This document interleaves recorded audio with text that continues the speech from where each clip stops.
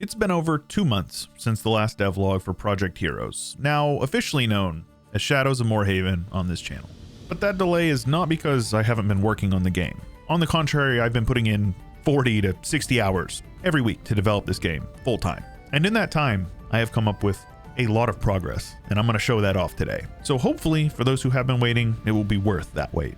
For those who are not in the know, Shadows of Morhaven is a loot-based action-adventure RPG that takes place in the medieval fantasy world of Morhaven. It's set to be a linear story with a main questline that will take you all over the world, with a spackling of side quests and intriguing locations to keep you interested, well-equipped, and invested in seeing the game through to completion. I'm also a solo developer, and I'm developing the game in Unreal Engine 5. The release of this video is actually coinciding with the release of the demo on the Steam page, which is linked in the video description. So if you want to experience Shadows of Morhaven firsthand for free, check it out. Of course, if you enjoy it, a wish list goes a long way to helping a small developer like myself. It would be mighty helpful. We also have a Kickstarter campaign that is set to begin in a week or two within the upload of this video. All funds raised from that campaign will go into development of the game, so if you'd like to support and get some cool rewards in return, check the link out as well. If the campaign hasn't begun when you're watching this video, you can click the notify me on launch button so you won't miss out on the early bird special for some steep discounts on digital copies of the game when it eventually does release. Any and all support is mighty appreciated.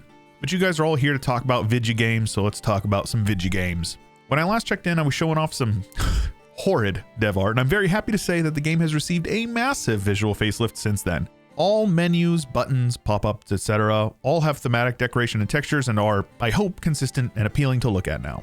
Additionally, I've spent a ton of time making animations look pretty, including contextual consideration for weapons and offhands being wielded, magic versus melee stance, so on.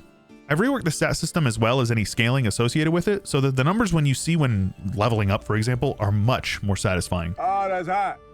That's hot. To go with that, all damage calculations have also been tweaked like 100 times over to make sure that stats are meaningful and impactful. This applies to both player and enemy mobs, of course, all of which have been tweaked and expanded to produce a dungeon that is packed full of increasingly challenging yet rewarding enemy encounters the deeper you go.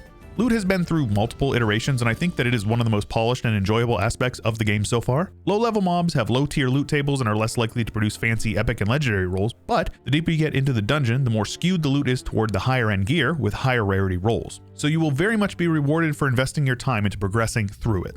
And speaking of the dungeon, I've spent a considerable amount of time expanding it. I've added complexity in the form of a maze-like structure of winding walls, making sure that the player is paying attention to where they're going. If you're not paying attention to where you're going, you could get cornered by some angry gobbos and they'll chop you down. I also spent a lot of time going through tweaking the lighting and various other technical stuff to make sure that the dungeon runs buttery smooth. Before, a package build would give me like 40, 60 FPS, and I'm rocking an RTX 3080 and a Ryzen 9 processor. But with all these changes I've made, I'm seeing a consistent 160 to 180 FPS, and I'm on a 1440p monitor. So needless to say, performance is not really going to be an issue, at least I hope not. Of course, when you add complexity, you can also sometimes add frustration, so I made sure to expand the user interface with a minimap like all good action-adventure RPGs have.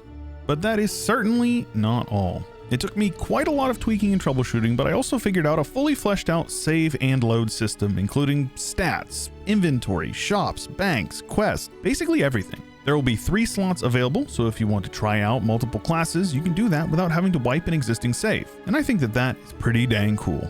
There's also a hardcore mode option, which will increase the difficulty of the monsters in the dungeon, but will also give you much better loot in return. So a little bit of extra difficulty for those who are looking for it. I also sorted out a graphical settings menu as well as some audio sliders because I do also have audio implemented. And overall, I'm just very happy with where the game is at currently. Like I said before, I'd love for you to give the demo a try and let me know how you feel about it. If you enjoy it, make sure you wishlist the game. It does help out a ton. Additionally, if you're interested in supporting the development and reserving yourself a discounted copy of the game once it releases, the Kickstarter is going to begin very soon. Those pages are both linked in the video description as well as the Discord if you would like to come and chat with me directly and get mostly daily updates about the status of the game. That is also down there. But yeah, short video today, but I just wanted to let you guys know that I am still working on the game and it's actually progressing more than ever before.